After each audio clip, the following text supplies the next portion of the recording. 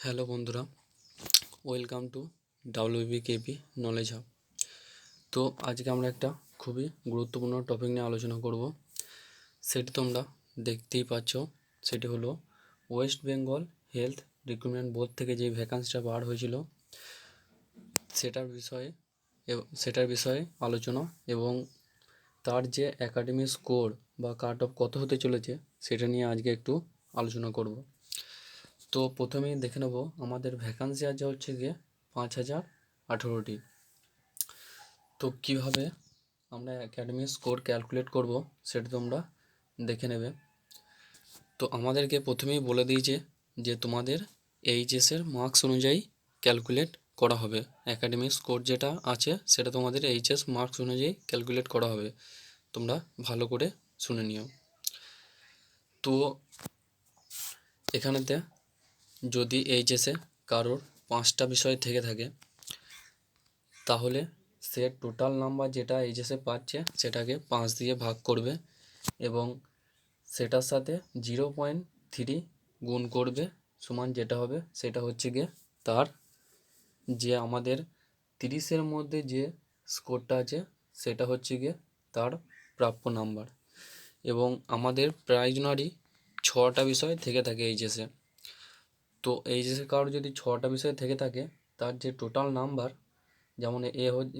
যেমন হচ্ছে গিয়ে আমি 478 পেয়েছি এবং তার সাথে 82 পেয়েছিলাম, মানে আমার যেটা ফোর্থ সাবজেক্ট ছিল সেটা।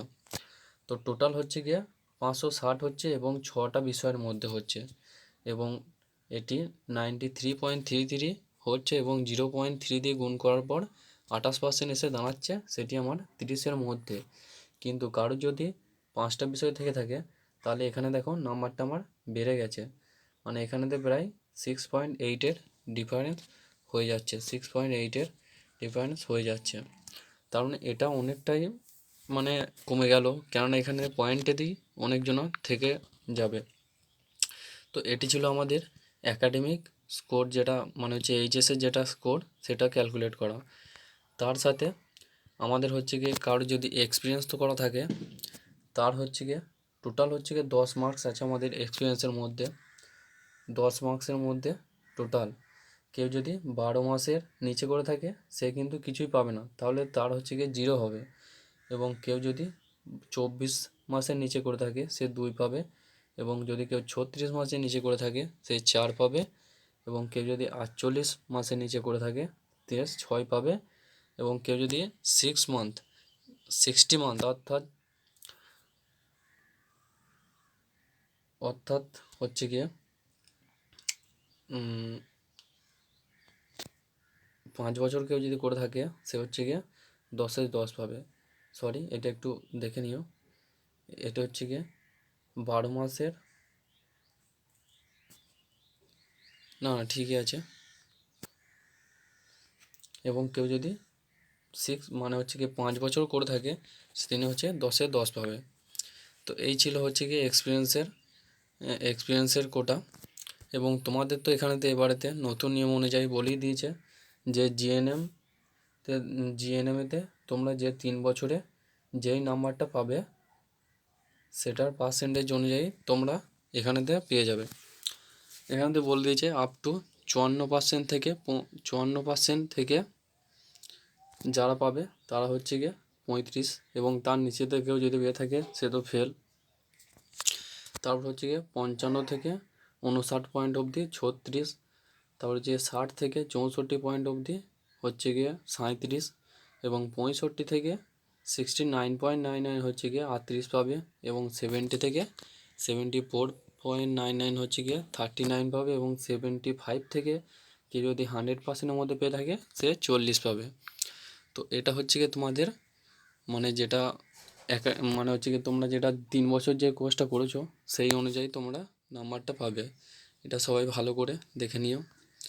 তো এখানে দেখতে পাচ্ছ তার যদি প্রথমে 5টা বিষয় অনুযায়ী ধরা যায় তাহলে তার হচ্ছে গিয়ে 28 + 39, মানে হচ্ছে গিয়ে আমি একটা এভারেজ ধরলাম। এভারেজ হচ্ছে গিয়ে এখানেতে সবাই প্রায় এই নাম্বারটা পেয়ে থাকবে, কেননা 70 থেকে 74%-এর মধ্যে প্রায় জনই থাকবে।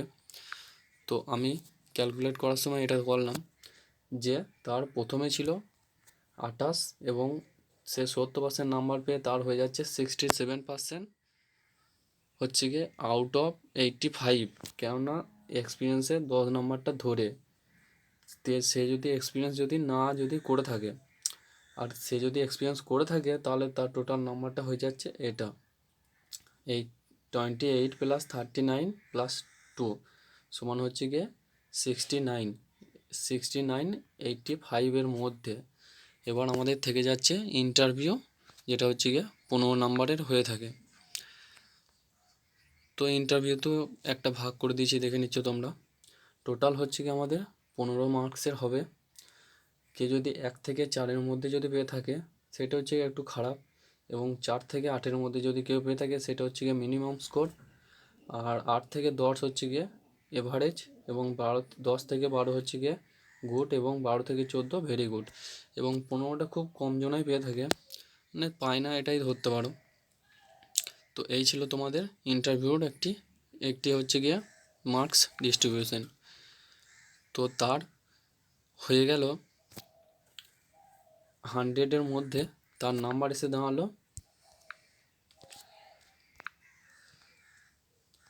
তো অতএব তার 100-এর মধ্যে তার কত নাম্বার এসে দাঁড়ালো তোমরা দেখে নেবে। হচ্ছে গিয়ে আমরা দেখতে পাচ্ছি তার 100-এর মধ্যে দাঁড়াচ্ছে, যদি ইন্টারভিউ না ধরি তাহলে হচ্ছে গিয়ে 79, এবং যদি ইন্টারভিউ ধরা হয় তাহলে হচ্ছে গিয়ে 81। এটি হচ্ছে গিয়ে তার টোটাল পার্সেন্টেজ, 100-র মধ্যে এটি দাঁড়ালো। তো এবার আমরা একটা কাট অফ অনুযায়ী একটা করে নিচ্ছি। তো আমরা প্রথমে দেখে নেব কাট অফ হচ্ছে গিয়ে জেনারেলদের মিনিমাম হচ্ছে গিয়ে মেল যারা আছে তাদের 82 থেকে 85-এর মধ্যে যেতে পারে, ওবিসি ক্যান্ডিডেট যারা আছে তাদের 80 থেকে 82-এর মধ্যে যেতে পারে, এসসি ক্যান্ডিডেট যারা আছে তাদের 75 থেকে 79-এর মধ্যে, এবং এসটি যারা তাদের 50 থেকে 55, এবং যারা ইডাব্লিউএস ক্যান্ডিডেট আছে তাদের 75 থেকে 80%-এর মধ্যে যেতে পারে। এরপর আমরা দেখে নেব ফিমেল কাট অফ।